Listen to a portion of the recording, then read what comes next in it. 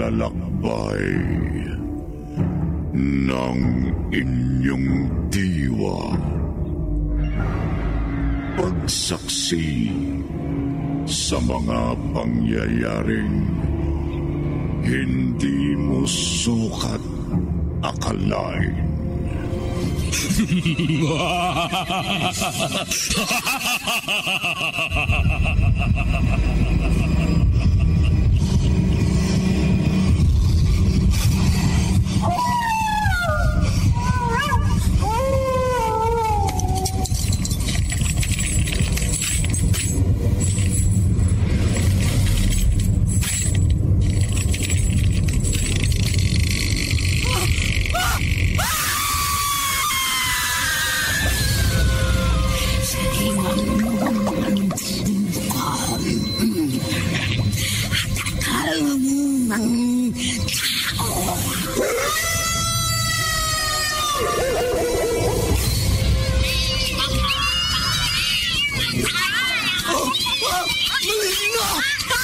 Mga kambong ng kaniliman!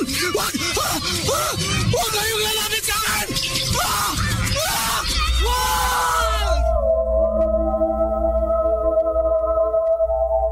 Mga kababalaghang hindi kayang tanggapin ng inyong isipan, nagaganap tuwing sasapit ang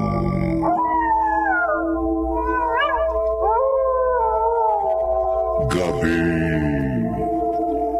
ng lagim.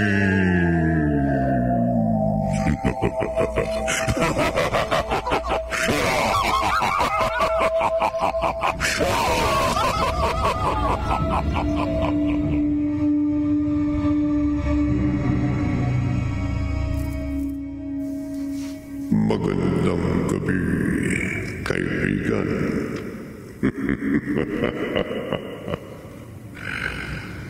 May ibang tao na sinadya man o hindi ay nakagawa ng mabigat na pagkakasala noong sila'y nabubuhay pa.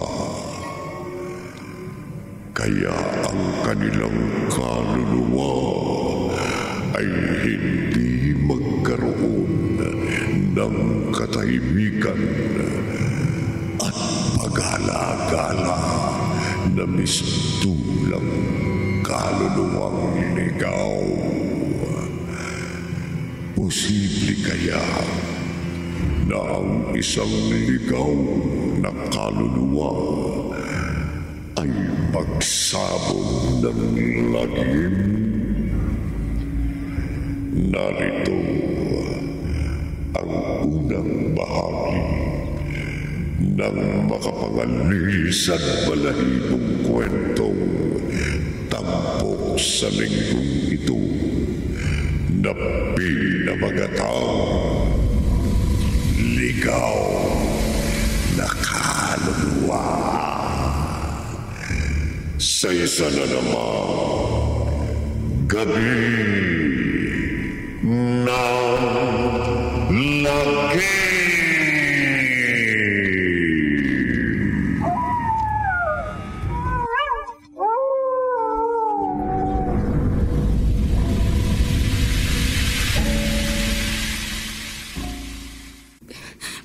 Parang naririnig ko pa ang tinig sa aking panaginip. Ang tinig ng matandang babae na umuusig at kumukonsensya sa akin. Hindi ka makapagkakaila, Elma. Kilala kita. Batid ko ang pagkatao mo. Hindi mo maitatago na gawa mong mabigat na pagkakasala. Ipinalaglag mo ang 2 buwang sanggol sa iyong sinapupunan. Pinatay mo ang sarili mong anak. Pumatay ka. Hindi ko kagustuhan yung nangyari. Niloko ako. Pinagsamantalahan ng unang lalaking minahal ko. At hindi ko matanggap na magkaroon ng bunga ang aking pagkakamali. ang magkaroon ng tagapagpaalala ng lalaking nanlinlang at nagsamantala sa akin. Kahit anong sabihin mo, walang kapatawaran ang ginawa mong pagkakasala. At habang nabubuhay ka, uusigin ka ng sarili mong buti. Hindi ka magkakaroon ng katahimikan. Pinagsisisihan ko na ang lahat. Hindi sapat ang magsisi ka lang. Patunayan mo, pinagsisisihan mo ang nagawa mong pagkakasala. Ang buhay ng sarili mong anak na inutang mo ay nauuhaw sa katarungan. Ang buhay na kinitil mo, bayaran mo ng sarili mong buhay.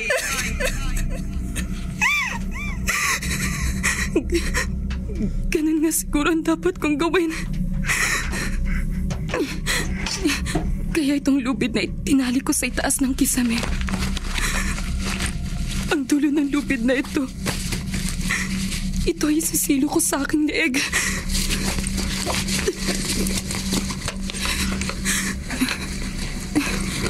At pagkatapos,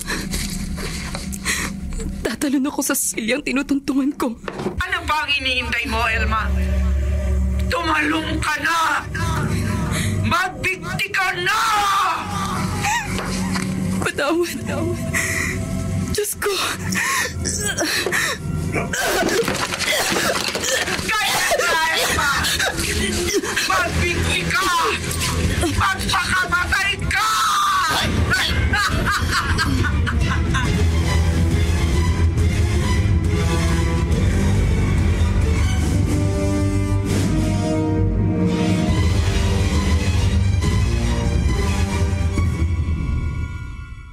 Tinang Jonah, hindi ko po talaga malaman kung bakit nagpakamatay si Elma. Hindi pa nakukumpirma ng mga tauhan ko na nagpakamatay nga yung girlfriend mo, Froy. Bago po ako tumawag sa inyong pasyento, natagpuan ko na si Elma na nakabitin dito sa kanilang bahay at wala ng buhay. Dapat na ma-autopsy pa rin yung bangkay niya. Gawin niyo po ang alam ninyong nararapat, Ninang. Pero sigurado po ako na nag-suicide si Elma. Dahil iyon po ang pinatunayan ng huling sulat niya sa akin. Sinadya ng mahal ko na tapusin ang kanyang buhay.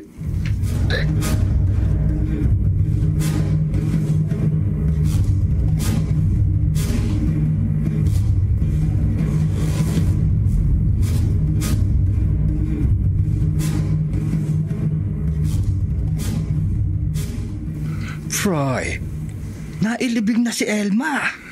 Si Elma po ang tanging babaeng minahal ko, Itay. At balak kong paghandugan ang lahat ng pagsisikap ko. Alam ko yun, anak. Ngayon, paano po matutupad ang lahat ng pangarap ko para sa amin? Wala na siya. Wala na nga si Elma. Kaya kailangan tanggapin mo ang lahat. Ang pagkawala ng nobya mo ay huwag mong gawing katapusan ng mundo para sa iyo. Hindi ko yata kaya, Itay. Malilimot mo rin siya kung pagsisikapan mo. Anak, abay magpahinga na tayo. Malalim na ang gabi. Mauna na ako kayo matulog. Paano ako makakatulog kapag ganyang nakikita kong pinapahirapan mo ang iyong sarili? Itay, napakasakit po sa akin ang pagkawala ni Elma. Froy.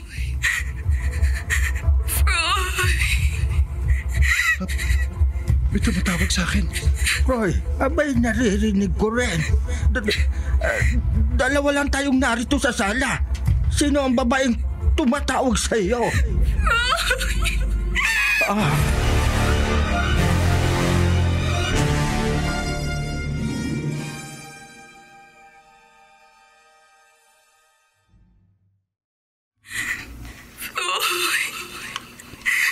Tay, parang pamilyar po sa akin ang boses ng babaeng narinig nating tumatawag sa akin at umiiyak. Sino yun, Froy? Parang boses po ni Elma? Ako nga, Froy. Nagmumulto ang nobya mo, Froy. Elma, patay ka na.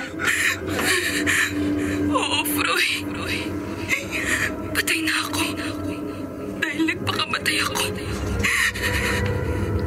Nagbigti ako dahil hindi ako patatahimikin ang naging kamalian ko nung bago pa tayo nagkakilala.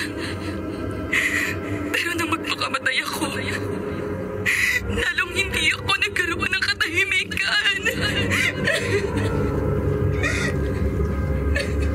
Elma? Froy, wala na yata ang multo ng nobya mo. Elma?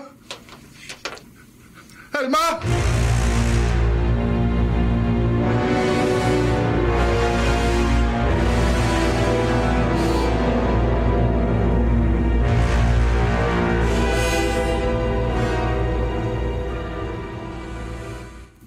Father Rene, Parang hindi ka panipaniwala ang mga sinasabi niyo, Mang Milyo. alam ko pong maaaring hindi ako paniwalaan ng iba. Pero totoo po ang sinasabi ko sa inyo, Father. Naniniwala ako sa inyo. Ayon na rin sa banal na kasulatan, ang daigdig na ito'y nababalot ng iba't ibang uri ng misteryo. Naparito po ako sa inyong parokya para po humingi ng tulong sa inyo. Tungkol sa nagmumulto sa bahay niyo? Opo, Father. Kapag patuloy po na nagmulto sa amin ng dating nobya ng anak ko, baka mabaliw ako sa matinding takaw.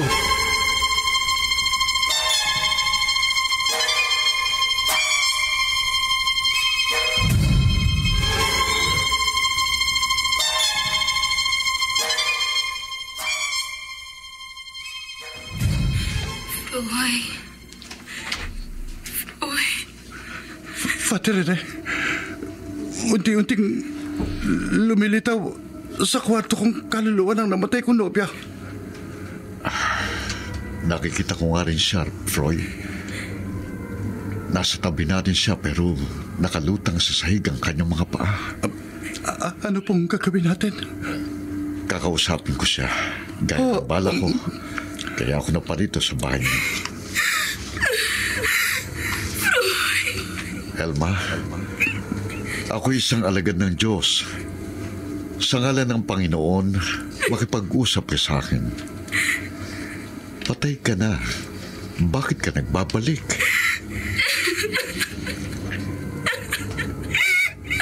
Elma, magsalita ka. Gusto kitang tulungan. Sabihin mo sa akin ang dahilan ng iyong pagbabalik. Ako po'y nagkamali. Nagkasala. Ipinalaglag ko ang sanggol sa aking sinapupunan. Mahigit 1 taon nang nakakaraan. Nagawa mo yun, Elma? Oo, Froy. Nagawa kong patayin ang sarili kong anak upang maitago ko at malimot ang madilim kong nakaraan. Malaking pagkakasala ang nagawa kong yun. Ngunit higit pa palang pagkakamali at kasalanan ng aking nagawa nang ako'y magpakamatay. Sa kabila ng iyong naging pagkakamali, hindi mo dapat winakasan ang sarili mong buhay, Elma. Napilitan mo ako magpakamatay dahil may nagutos sa akin. Ha? Sinong nag-utos sa iyong magpakamatay? Elma, Father, may matandang babaeng unti-unting lumitaw sa tabi ni Elma. Lalilisik ang kanyang mga mata. Nakalutang rin sa sahig ang kanyang mga paa. Isa rin siyang kaluluwa. Father, hindi ka na dapat manatili rito, Elma. Sumama ka na sa akin. Elma, sinong matandang babaeng nasa tabi mo? Elma!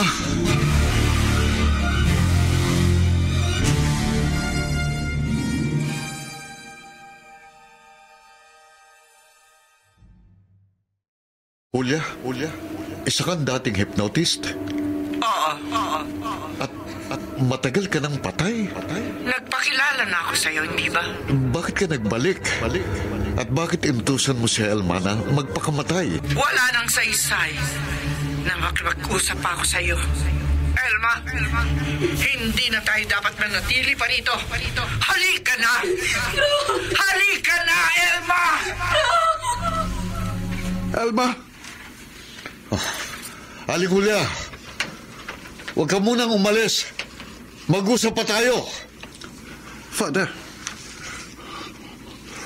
unti-unti na pong naglaho ang kaluluwa ni Elma at ng matandang babae. Oh, Diyos ko.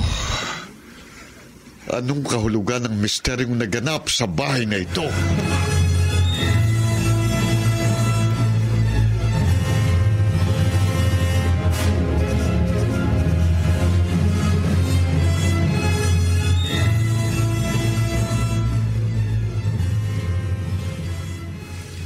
Father Rene. Aling Julia? Ako nga, Father.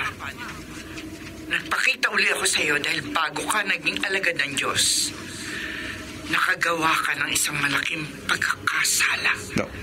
Nakamatay ka. Hindi. Hindi ka makapagkakaila. Alam ko ang kasalanan mo. Dahil sa taglay kong karunungan, palihim kong nababasa ang aklat ng buhay. Ang aklat na talaan ng lahat ng nagawang kasalanan ng bawat tao. Hindi ko sinasadyang mabundol ng kotse noon ng isang bata. Aksidente yun. Aksidente man o sinadya mo, nagkasala ka pa rin. Nakamatay ka. At ang buhay na iyong inutang ay dapat nabayaran mo rin ang sarili mong buhay. Hindi. Layuan mo ko, Aling Julia. Dapat ka ring mamatay, Father Rene. Huwag kang lalapit sa akin. Dapat ka ring mamatay! Wag!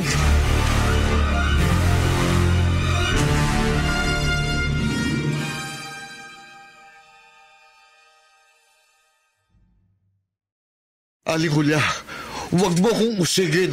Hindi ako ang umuusig sa iyo, Father Rene, kung hindi ang iyong konsensya. Hindi ko sinasadyang nabundol noon ng isang bata na ikinamatay niya. Kahit anong sabihin mo, nakamatay ka. Naging kriminal ka. Pinagsisihan ko ng pangyayaring yun. Hindi sapat na nagsisi ka lamang. Humingi na ako ng tawad sa pamilya ng bata at sa Diyos. Hindi ka patatahimikin ang iyong konsensya hanggat hindi mo pinagbabayaran ang iyong naging pagkakasala. Layuan mo ko, Aling Julia. Hindi kita tatantanan.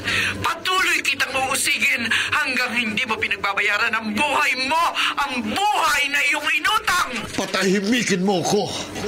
Matatahimik ka lamang kapag nagpakamatay ka. Hindi. Magpapakamatay ka, Father Rene. Magpapakamatay ka. Hindi. Father Rene? Father Rene?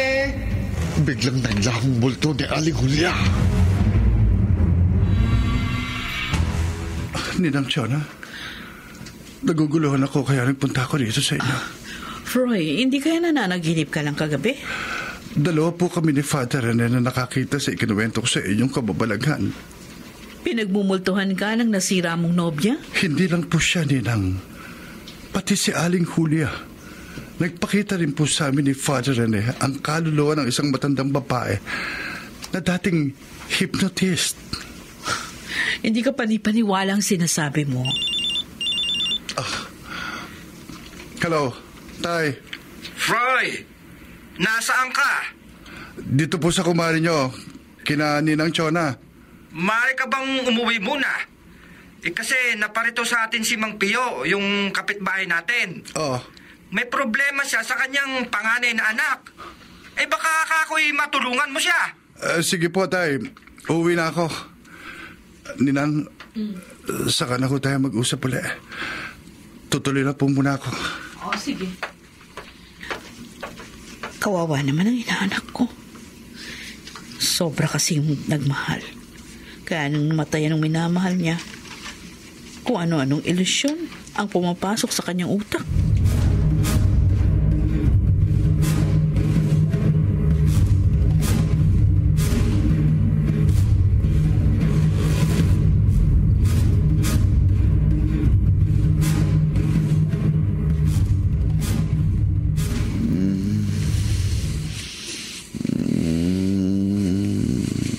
Father Rene. Ikaw na naman, Aling Hulya. Sundin mo ko. Hindi mo ako mapapasunod sa gusto mong mangyari, Aling Hulya. Hindi mo matututulan ang sinasabi ko, Father. Sa ayaw at sa gusto mo, magpapakamatay ka. Hindi. Magbibigtig ka!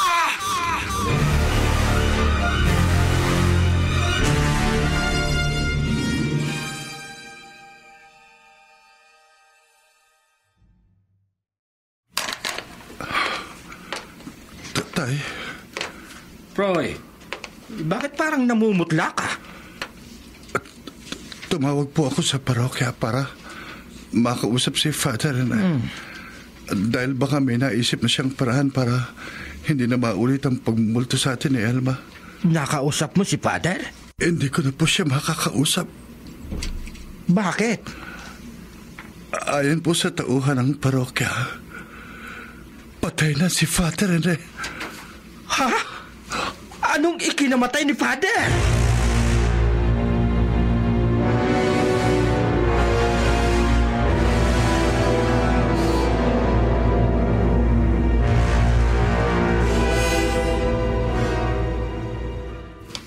Ano, Tino?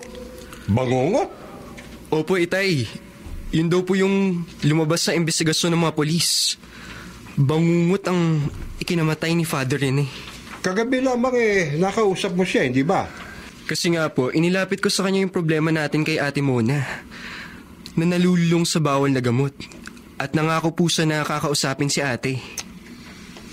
Naniniwala pa naman si na Proy at Mang Milyo na matutulungan ni Father Rene ang ate mo. Kasi nga po, magaling mangaral si Father. Ay, nako. Wala na palang mabait na parish priest ng ating parokya. Kagabi pa po, alata ko parang balisa si Father, Tay. Tinanong ko nga po kung may problema siya. Okay lang daw naman siya. Ang ate Mona mo ang hindi okay, Tino. Paano po siya maging okay? Ayaw niya tayong pakinggan. Kahit anong pakiusap natin, ayaw niyang tigilan ng paggamit ng bawal na gamot. Sa pagkawala ni Father Rene, sino pang maaasahan nating magpapatino sa kapatid mong drug addict?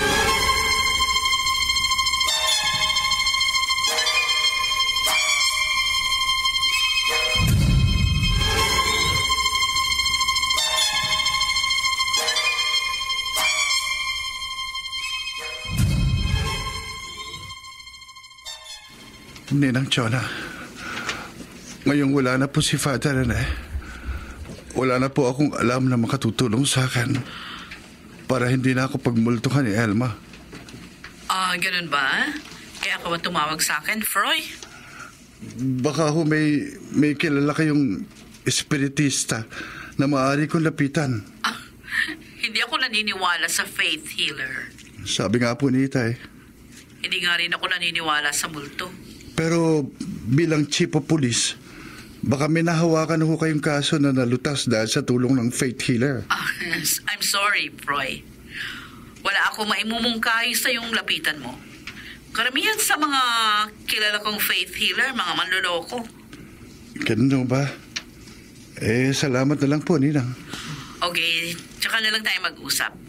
At meron pa akong aasikasuhin dito sa presinto. Sige po. Salamat po. Roy. Aling Julia? Ako nga. Bakit nagpakita na naman kayo sa akin? Ipapaalala ko lamang sa'yo ang nagawa mong malaking pagkakasala. Wala akong alam sa sinasabi nyo. May nagawa ka ring mabigat na pagkakasala. Gaya ni Father Rene. Si Father Rene? At gaya niya, dapat ka ring mamatay. Kayong may kagagawan sa pagkamatay ni Father Rene? Pinagbayaran lamang niya ng kanyang buhay, ang buhay ng batang namatay, nang mabundol ng kanyang sasakyan nung bago pa siya naging pare. Tamang hinala ko. Hindi sa bangungot namatay si Father Rene. Nagpakamatay siya sa kanyang panaginip dahil sa pag-uusig ng kanyang budhi. Kayong pumatay kay Father. At mamamatay ka rin, Troy! Magpapakamatay ka rin!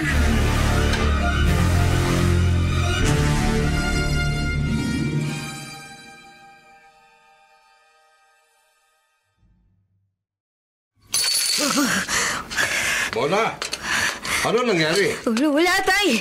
Nabitiwan ko lang ang baso. Bakit nangangatal ang katawan mo? Wala. Wala raw. Anong wala? Malamang ate. Nakadroga ka na naman. Kala mo lang yan, Tino. Kailan ka ba umamin sa kalokohan mo, ate? O sige, alis na ako. Oy, kararating mo lang, aalis ka na naman. Hindi ka na ba talaga matitigil ang bahay? Ate, kailan ka ba magpapakatino? Matagal na nga tayong naulila sa ina. Ayaw mo pang iayos ang buhay mo? Pakiusap, anak. Magbago ka na. Ang kulit nyo! Oy, Mona! Magbalik ka! Mona!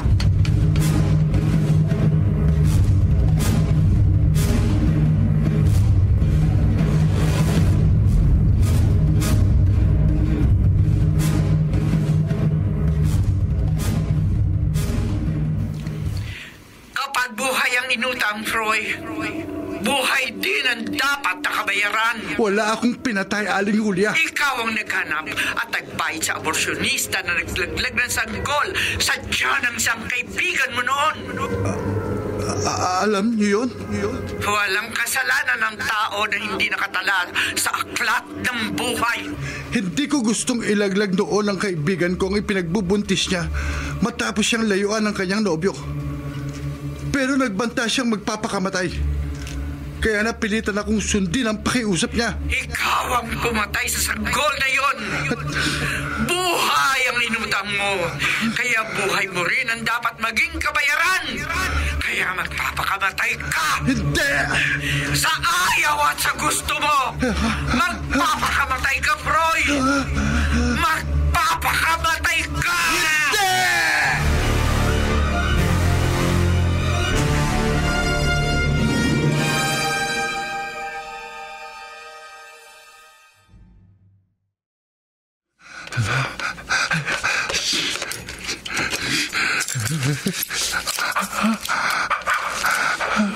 Roy! Anak! Nagtatanong si Mang Pio kung maaaring mo daw hanapin ang kanyang anak na si Mona. Eh, anong isasagot ko sa kanya? Oh! Roy! Bakit nangangatal ang katawan mo't nanlilisik ang iyong mga mata? At bakit hawak mo ang gunting na nakaambang itarak mo sa tapat ng dibdib mo?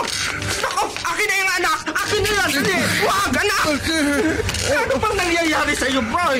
Bakit parang wala ka sa sarili mo? Eh, bakit ka magsasaksak ng gunting? Magpapakamatay ka ba?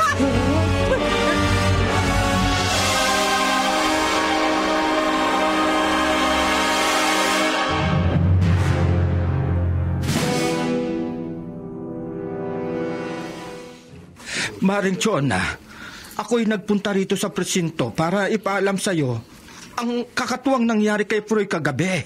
Paring Milyo, huwag kang matakot. Bigla na lamang siyang parang nawala sa kanyang sarili. Alam mo, yung takot hindi nakakatulong sa paglutas ng anumang problema. Chief, hindi natin maialis sa kumpare mo na mag-alala sa kanyang anak. Buntik na palang napahamak ang inaanak mo kagabi, pare.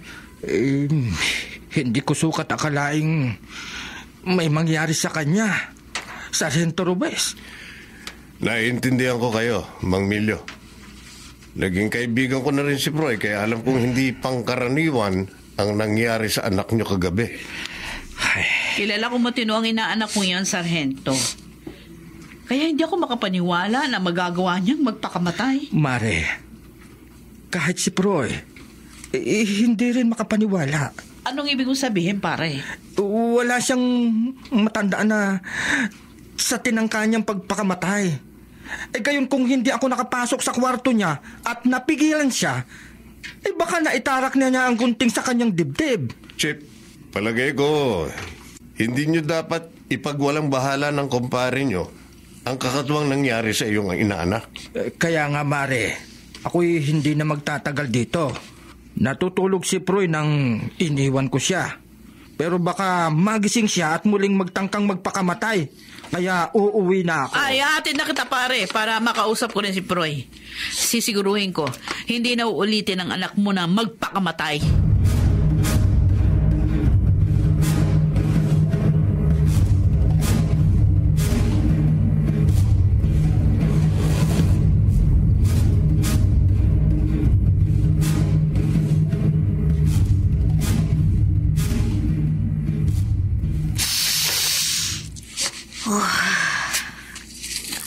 Solve na ako, mga parts.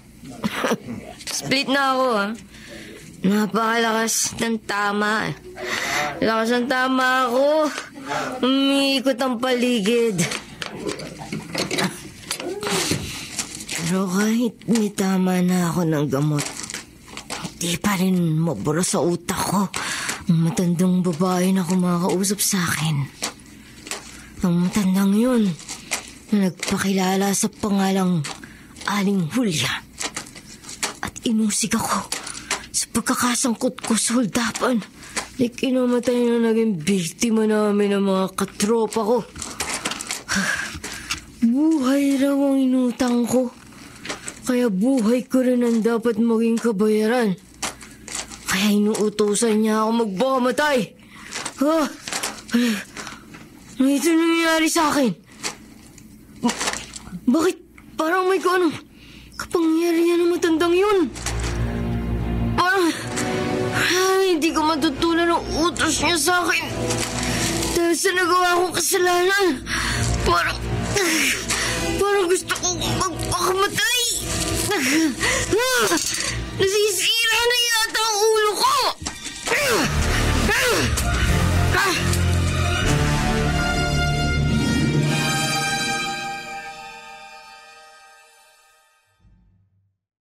Nakakakilabot naman ang kwento mo, Sargento Ruiz. Totoo yun, Tino. Hindi ka panipaniwala. Maging si Chief, hindi makapaniwala sa kakatuwang nangyari sa inaanak niya. At sa mga ipinagtapat niyon sa kanya.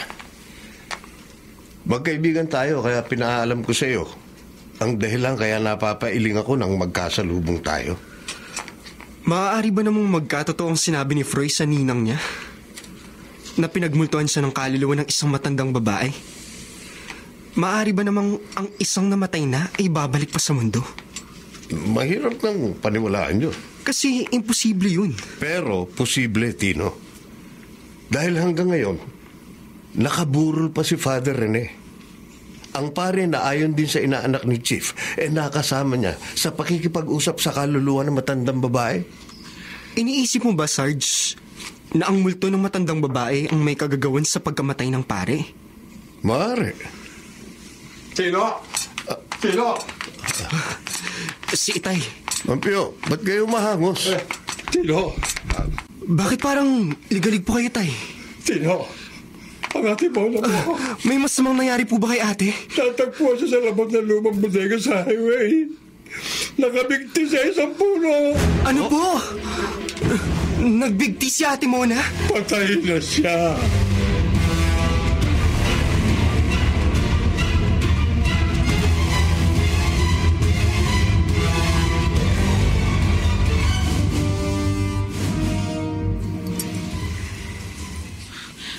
Naguguluhan ako, Sargento Ruiz.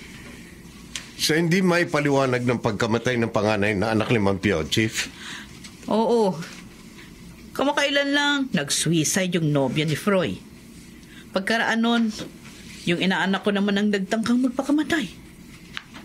At kagabi lang, 2 nag-suicide. 2? Oo. Chief? Bago ka dumating dito sa presinto para ibalita yung pagpapakamatay ng isang kalugar mo, may nag-report sa akin na isa pang lalaki yung nag-suicide din kagabi sa hindi malamang dahilan. Nakapagtataka naman, Chief.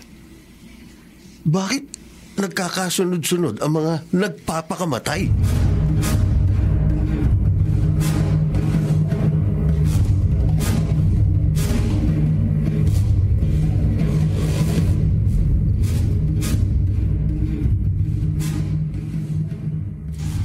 Mona, anak ko. Ate Mona. Mampio, Tino, nakikiramay kami. Mampio, magpakatatag ka. Parang hindi ko matanggap ang nangyari sa anak ko, Chief. Wala kaming alam na dahilan para magpakamatay siya. Pasaway ho si Ate Mona. Pero umaasa kami na magbabago siya. Baka nasobrahan siya sa paggamit ng droga, Tino. Kahit gumagamit ng bawal na gamot si Ate Mona, alam kong malabong mag-suicide siya. Bakit? Iniisip mo ba na merong foul play sa pagkamatay ng ate mo, Tino? Na maaaring may pumatay sa kapatid mo? Ayoko pong magbentang, Chief. Sarge, pero maaaring mayroong may kagagawan kaya nagpakamatay ang ate ko.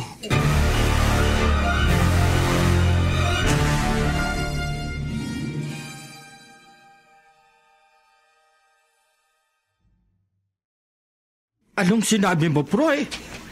Nagpakita na naman sa'yo ang multo ng matandang babae na si Aling Julia. At inutusan ka na namang magpakamatay. Anak, abay wag mo siyang susundin. Huwag kang patatalo sa masamang espiritu. Huwag kang magpapakamatay.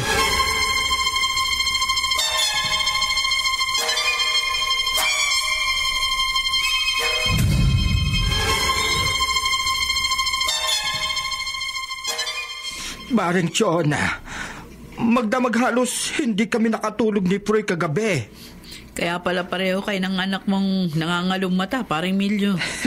Mare, kaya nga naparito kami sa inyo. Kaya kinausap kita ng sarilinan. Kasi si Proy parang wala na naman sa kanyang sarili. Panatag mo loob mo, pare. Mare, kinakabahan ako. May mga oras na nag-iisip ng malalim si Proy. Nakatulala siya. Pero halatang ligalig. Huwag kang mag-alala. Kakausapin ko uli ang inaanak ko pagdating ko mamaya. Aalis ka, Mare? Kailangan. Alam ko di-off mo ngayon. Sana nga. Pero may kailangan imbestigahan agad kami ng mga tauhan ko. Mare, pagbalik mo may ipakikiusap sana ako sa iyo. Ano yun? Kung maaari sana, dumito muna kami ni Proy sa inyo. Pansamantala.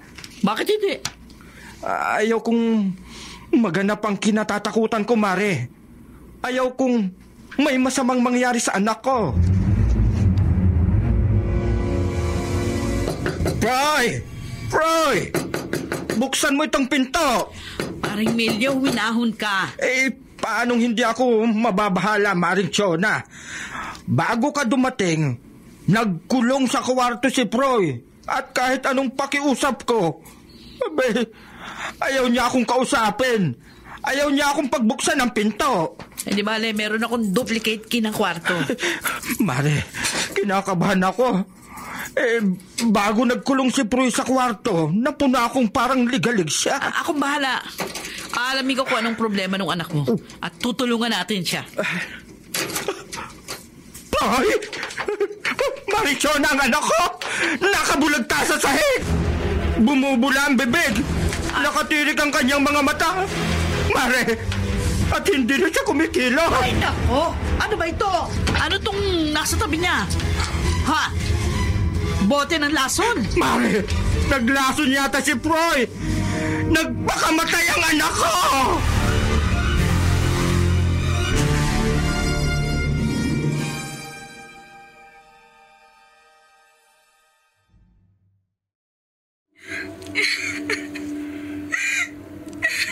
Elma? Froy? Ako nga. Patay ka na rin? Ewan ko. Ang natatandaan ko, may matandang babaeng umakay sa akin patungo sa lugar na ito. Si Aling Julia. Patay ka na rin, Froy. Nagpakamatay ka rin.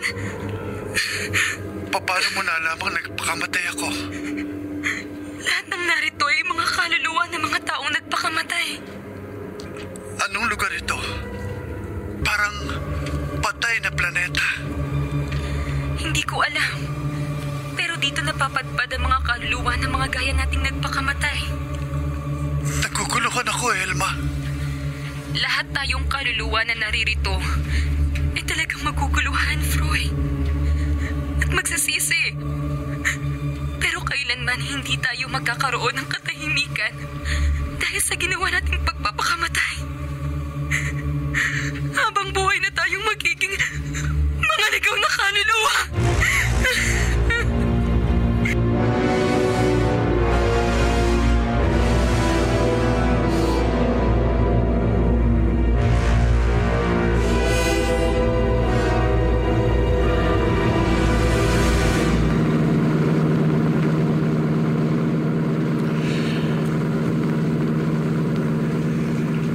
Nakakapagtaka talaga ang sunod-sunod na pagkamatay ng ilang taga rito.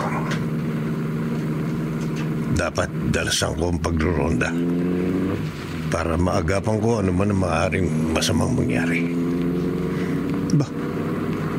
May matandang babaeng nakatayo sa gitna ng kali. Kahit businahan ko, hindi pa rin siya tumatabi.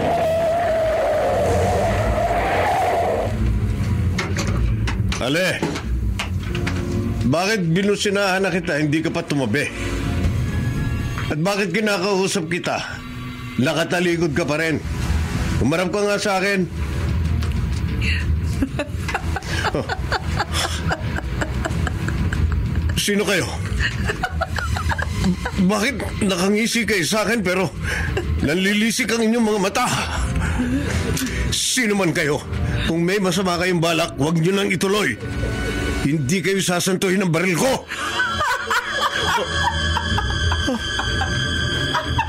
Ang matandang babae, unti-unting naglaho. Isa siyang multo.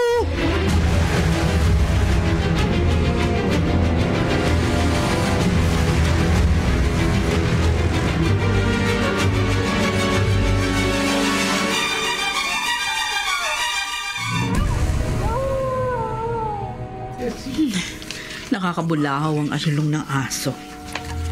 Asong gala yung sa kalya. Hindi ako makatulog sa ingay. Makainom nga muna ng tubig. Bakit biglang nag-amoy kandila? Wala namang kandila dito sa kwarto. Ninang Jonah. May tumatawag sa akin. At may puting hugis na unti-unting nabubuo sa tabi ko. Nina! Roy!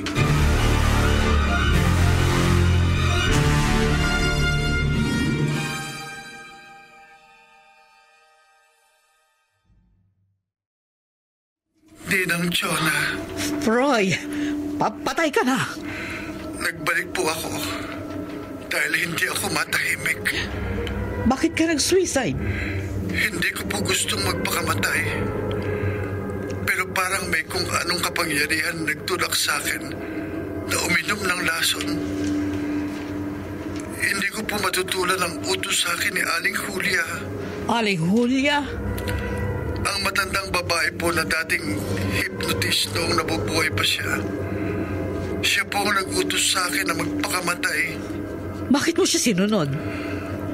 Para po akong na-hypnotismo. Nawala sa sarili ko. Kaya naging sunod-sunuran ako sa utos ni Aling Julia. Kaya nagpakamatay ako ng labag sa loob ko.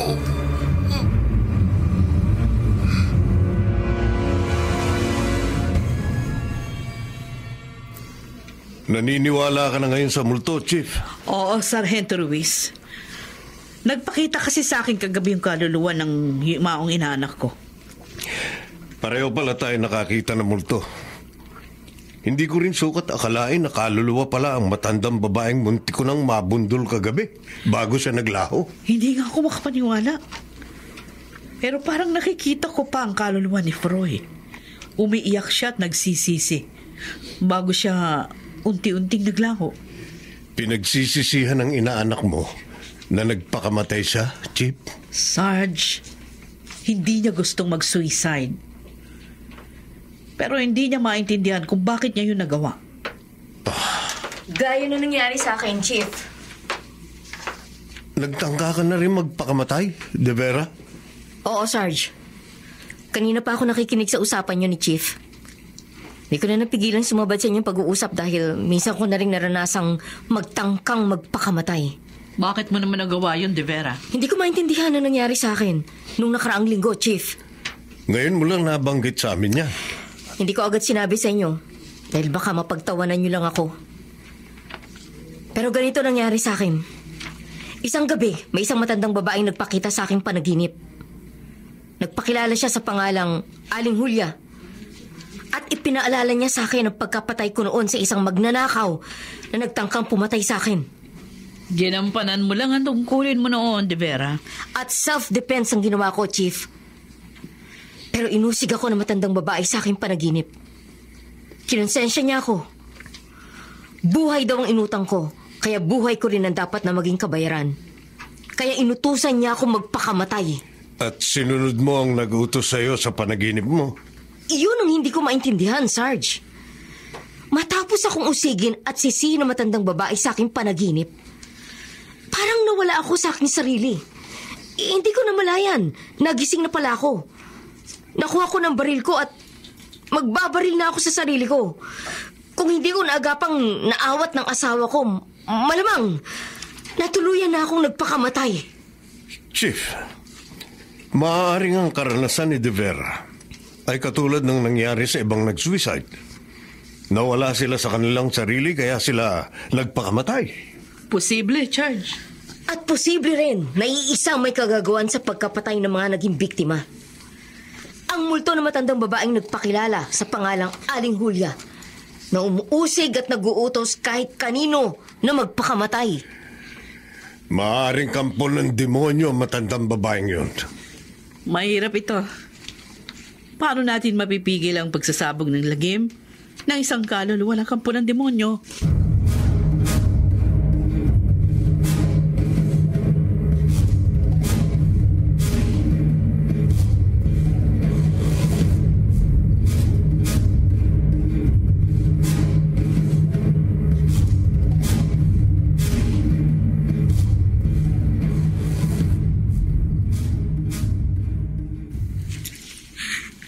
Habang nagtatagal, lalong dumarami ang mga kaluluwang ligaw na napapadpad sa patay na planetang ito, Froy. Oo nga, Elma. Malamang patuloy ang pag-uutos ng kaluluwa ni Aling Julia sa ibang tao na magpakamatay. Gusto ko nang umalis dito. Pero kahit pansamantala tayo makalis dito, parang hinihigop din tayo pabalik sa lugar na to.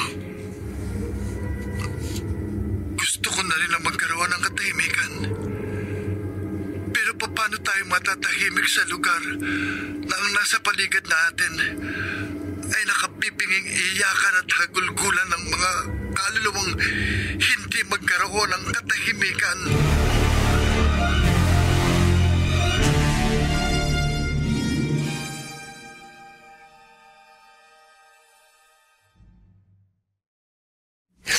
Sarge! Wag! Wag! Ano ba? Ano ba nangyayari sa'yo, Sarge? Chief, ha? Bakit? Ikaw ang dapat kong tanungin. Ano ba nangyayari sa'yo? Nangyari sa akin?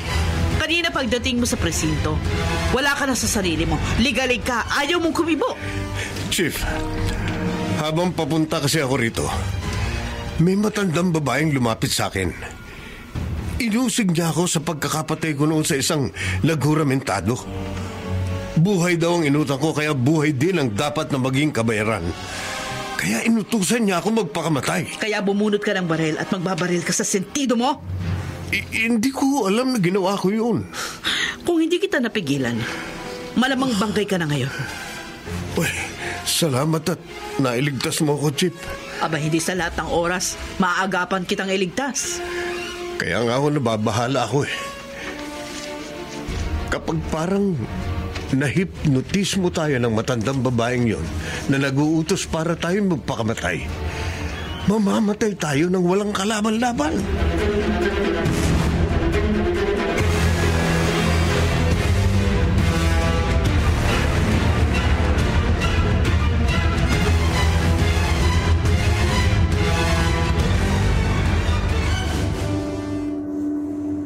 Ano, Froy? Maaaring matigil ang pagpapakamatay ng mga tao dahil sa kagagawa ni Aling Julia? Oo, Elma.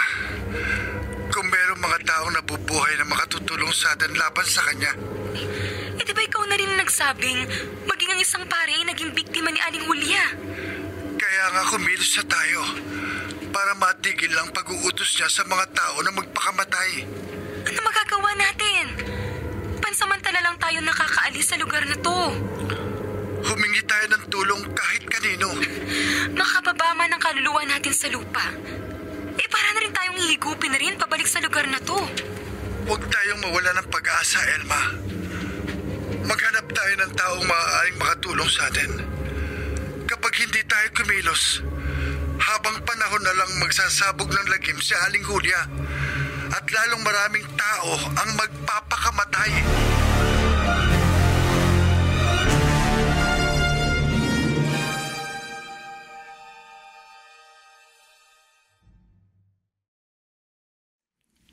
Sargento Luis. Aling Julia? Hindi ka natatakot sa akin. Inaasahan ko nang magpapakita ka uli sa akin. At matapang ka dahil may sandata ka. Alam kong hindi ko maiwasan ang gaya mong masamang espiritu. Kung inaakala mong may magagawa ka laban sa akin, nagkakamali ka. Alam kong wala akong kalaban-laban sa iyo, Aling Julia. Kaya nga wala ka magagawa kundi sundin ang utos ko. Patay ka na. Dapat ka nang manahimik sa kabilang buhay. Huwag mo akong turuan ang dapat kong gawin. Bakit ka nagbalik? Bakit mo inuutusan ng mga tao na magpakamatay? Sino man na nasa katayuan ko, gagawin din ang ginagawa ko. Hindi kita maintindihan. Ikaw man ang malagay sa malungkot at nakababagot ang katayuan. Maghahanap ka rin ng karamay. Yun ba ang dahilan? Malungkot ka? Nababagot ka? At hindi ka matahimik kaya pilit kang naghahanap ng makakasama mo sa iyong masaklap na kalagayan? Kaya inuutusan mo ibang tao na magpakamatay? Oo! Katulad ng ginawa kong pagpapakamatay nung magkaroon ako ng matinding depresyon. Para magkaroon ka ng mga karamay na hindi rin magkaroon ng katahimikan? Tama ka. At isa ka sa makakasama ko sa kabilang buhay. Hindi ako kagaya mo. Hindi ako kagaya sa'yo. At sa ayaw at sa gusto mo, susundin mo ang utos ko. Magpapakamatay ka. Hindi. Ano man ang naging kasalanan ko, hindi ko tatapusin ang buhay ko. Ang Diyos ang nagbigay sa akin ng hininga. At siya lamang ang maaaring bumawi sa aking buhay. Umutang ka ng buhay. Kaya buhay mo rin ang dapat na maging kabayaran. Buhay mo! Unti-unti siyang naglaho.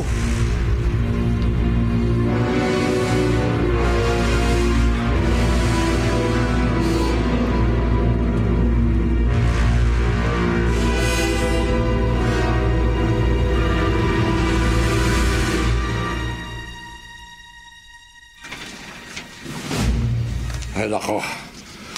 Nakakatakot ang ikinuwento sa iyo ng kaibigan mong Polistino. Pero alam ko pong totoong sinasabi sa akin ni Sargento Ruiz, Itay. Totoo pong nagpakita sa kanya ang kaluluwa ni Aling Julia. At inutusan siyang magpakamatay? Opo. Gaya ng maaring nangyari kay Ate Mona. Malamang nga na may nag-utos sa kapatid mo.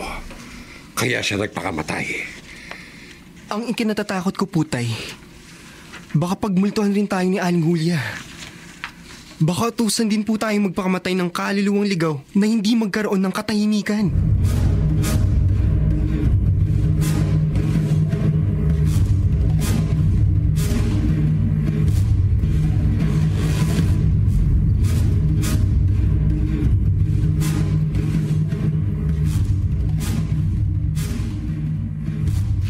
Ano, Proy? Hindi ka magkaroon ng katahimikan sa kabilang buhay? Opo, Itay. Kaya ka ba nagbalik? Ayoko pong matulad kayo sa akin. Hindi ako gagaya sa iyo. Hindi ako magpapakamatay. Tulungan niyo ako, Tay. May kung anong kapangyarihan po ang kaluluwa ni Aling Julia para hindi matutulan ng kanyang utos. Kapag hindi po siya napigilan, mas maraming tao pa ang magpapakamatay.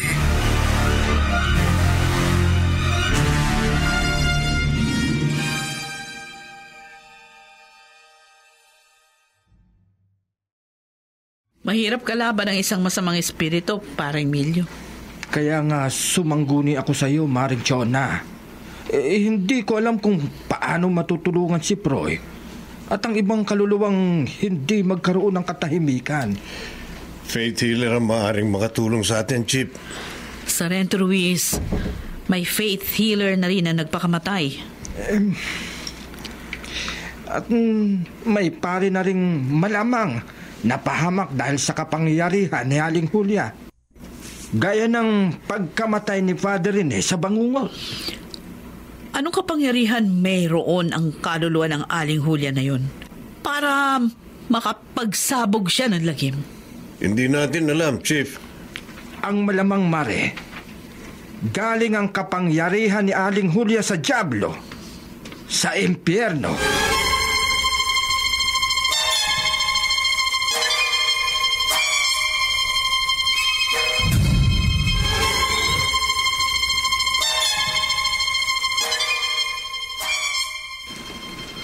Kung may sa demonyo ang Aling Julia na yun, Sarge, mahirap sampuksain. Tino, anumang oras, maaari siyang magpakita sa sinumang tao na gusto niyang utusang magpakamatay. Paano kaya lalabanan ng isang ligaw na kaluluwa na parang may kapangyarihang mahipnotismo ang ibang tao? Magdasal tayo, Tino. Magdasal po, Itay? Maaaring tama kayo, Mampio. Sarge, kung tayong mga karaniwang tao ay walang kalaban-laban sa kapangyarihan ng isang masamang espiritu, lumapit tayo sa Diyos sapagkat naniniwala akong ang Panginoon ang higit na makapangyarihan sa lahat.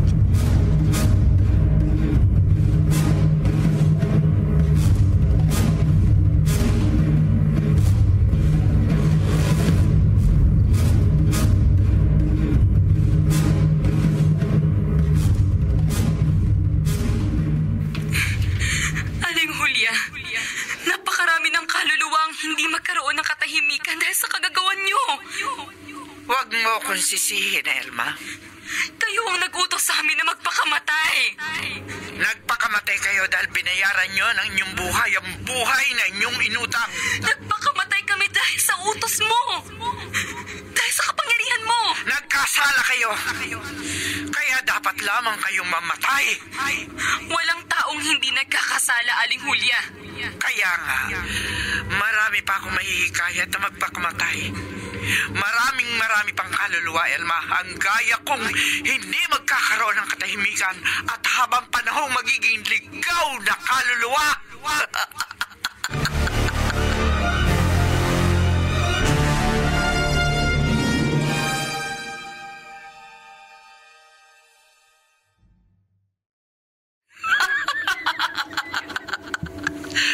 Basta't nakaalis ako sa patay na planeta at nagkaroon ako ng pagkakataon, magsasabog ako ng lagim sa Sargento Ruiz. Mag-uutos ako sa mga tao na magpakamatay. Kaya binalikan mo ko, Aling Julia? Oo. At sa gabing ito, titiyakin kong matatapos na ang buhay mo. Sa ayaw at sa gusto mo, mapapasailalim ka sa aking kapangyarihan. Susunod ka sa utos ko at magpapakamatay ka. Hindi. Damputin mo ang iyong sandata. Parang may kung anong lakas na nagpapakilos sa kamay ko para kusa akong kunin ang aking baril. Iputok mo sa iyong sentido ang iyong sandata. Magpapakamatay ka. O Diyos ko, tulungan mo po ako. Iligtas mo po ako, Panginoong Jesus. Huwag mong banggitin ang pangalang yan. Hindi ka matutulungan at mga ililigtas ng kahit na sino. Aling Julia. Sino ka? May lumitaw na isang lalaking nakaputit, may pakpak at nagliliwanag. Isa kong anghel, Aling Julia.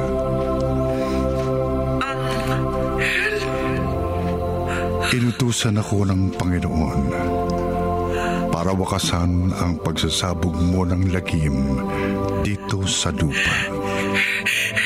Ginagawa ko naman dapat kong gawin. Mali ang ginagawa mo. Malaking kasalanan. Naging kaluluwa kang likaw dahil sa iyong kagagawan. Nagpakamatay ka.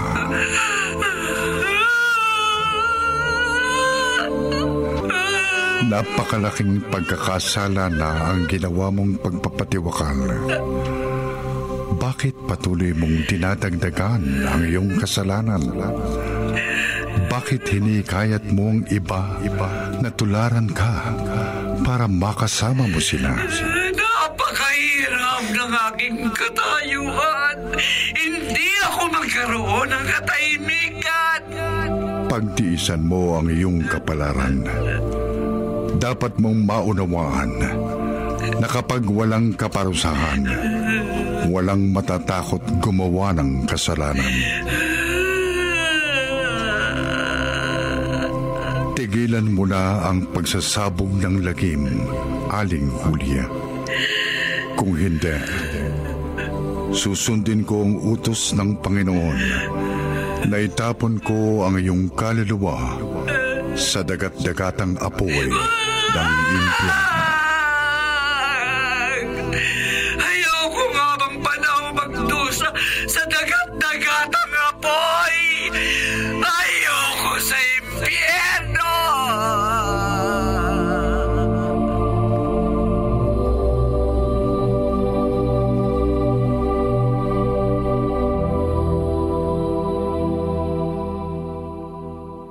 Ano, Sarge? Nakausap ng kaluluwa ni Aling Julia ang isang anghel ng Diyos? Oo, Tino. Kaya wala na tayong dapat ikabahala.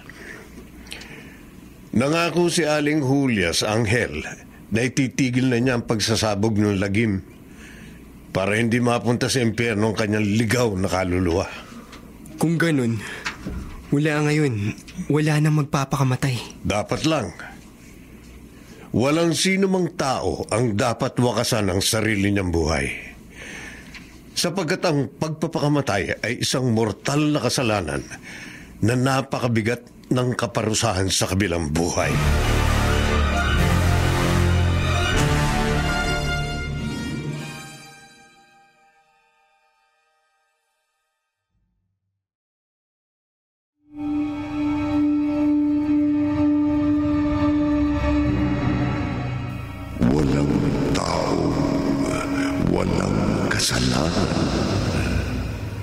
Gayunman, gaano man kabigat ang naging pagkakasala ay dapat pagsisihan at magbagong buhay upang makaiwas sa malagim na kaparusahan.